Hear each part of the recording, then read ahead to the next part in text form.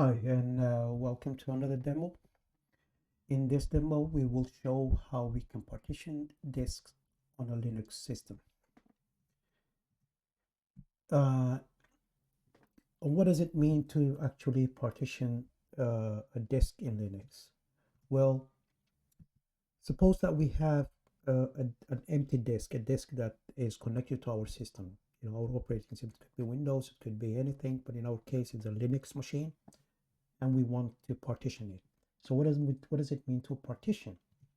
Well, partition actually means to divide the disk into separate and isolated sections that we call partitions. And you might be asking, why do we need partitions? Well, it turns out that partitions can be very useful in organizing the data, giving us the possibility to run multiple operating systems or have multiple types of file systems on it. And in certain cases, it might even improve the performance. So how can we partition disks in Linux? There are a lot of tools that can help us do that in Linux. And for this demo and for this purpose, we will use fdisk for that fdisk command. But before we start jumping into partitioning any disk, let's see what disks and partitions that we actually have on our system right now. As I've said, we will be using the fdisk command, and we can do that with the option -L, and -L basically means list the partitions. So let's go ahead and list the disks and the partitions that are on our system. We see that there are two disks, one called /dev/sda and one called /dev/sdb. We see that this disk contains two partitions, namely the first partition, which is called SDA1, and the second partition, which is called SDA2. We see that the second disk doesn't have any partitions at all, and we will be using that disk to partition. You might be wondering, why does Linux use /dev/sd, and where the A and the B come from? Well, this is the naming convention that Linux uses, and it has an historical reason for it. In the beginning, there were one type of disks that usually called ATA disks, and Linux used to use /dev/hd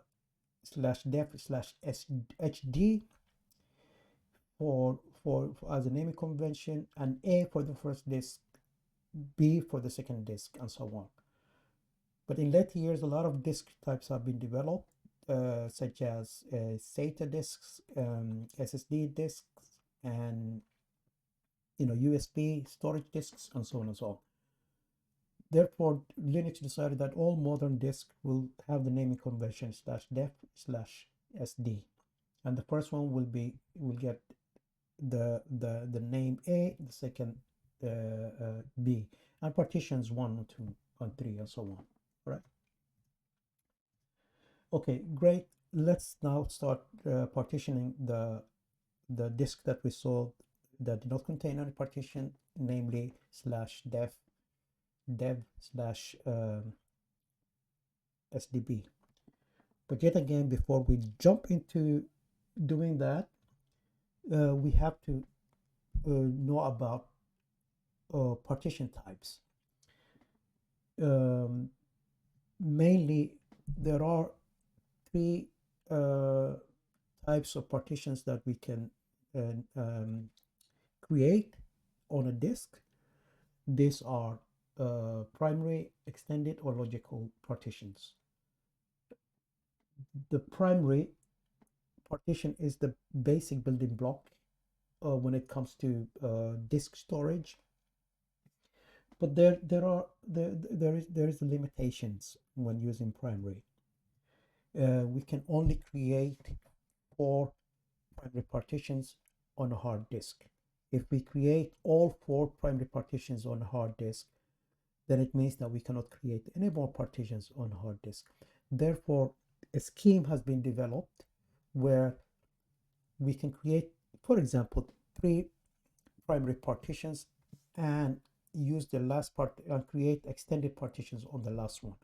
Extended partitions are special kinds of partitions that do not contain any file systems or any any operating systems on them by themselves, but they functions as a container for logical partition. So once we create an extended partition, we can create logical partitions as many as we want afterwards, thereby circumventing the limitations of the 4 primary partitions. So each primary partition can contain its own file system and an operating system. That's the whole point of creating partitions, so that we can utilize them better. But like I said, to work around the limitations, we can create extended and logical partitions. Logical partitions can only exist within the confinement of an extended partition. And as I said, extended partition is a special type. It doesn't contain data in itself, but it contains logical partitions in it. So logical partitions are often used when we need more than 4 partitions on a single disk. So let's create, let's demo on how to create 3 new primary partitions and of each size of 200 megabyte and 1 logical partition of size 300 megabyte on the empty disk. We can use fdisk for this, and the first thing fdisk does is give us a menu asking us, type M if we need help. Let's do that. It shows us all the other characters that we can use to type in to use fdisk. For our purpose, we're interested in the character N for creating a new partition, and we're interested also when we're done with all the partitioning with the character W, which means write the partition table to disk. All right, so let's start with the first partition, new partition. See, we have 4 free partitions, right? We have no primary partition, and we don't have any extended partition. And remember, extended partition is just a container for logical partitions. It doesn't contain data in itself. It only contains logical partitions. Okay, so we don't have any primary partitions. So let's create one.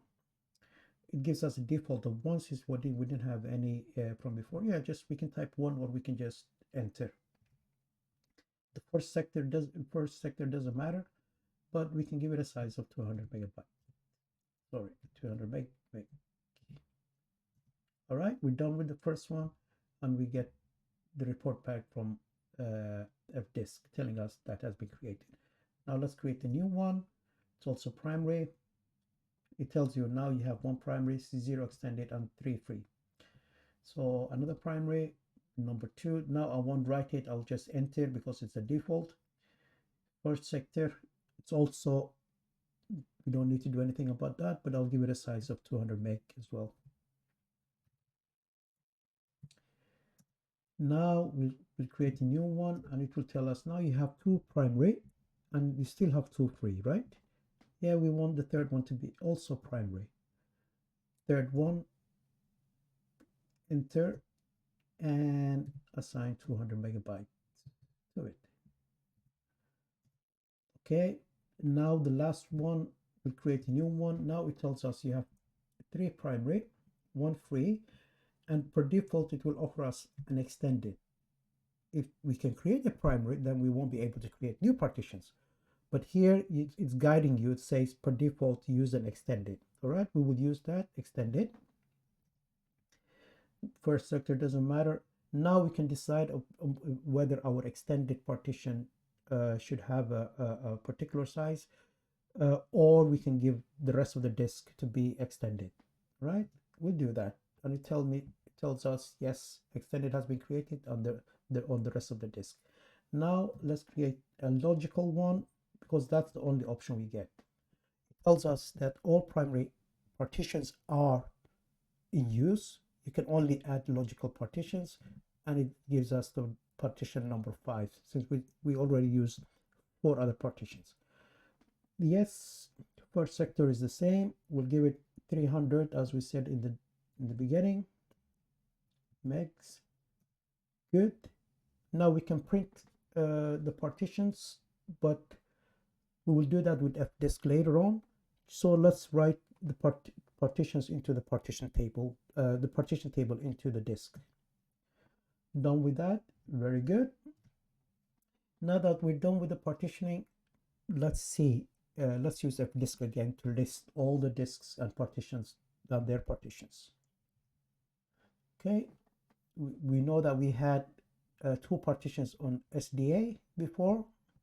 Now we have SDB that's partitioned into 5 partitions: SDB1, SDB2, SDB3, SDB4, and SDB5. And we see the correct sizes for each one of them that we created, right? And here we get, they don't have any file systems or anything, so here we get the different partitions and a little bit more information. Great, so far so good. Now we have several partitions. What can we do with them? We can do a lot with them, but you know, the normal thing is to create file systems on top of those partitions.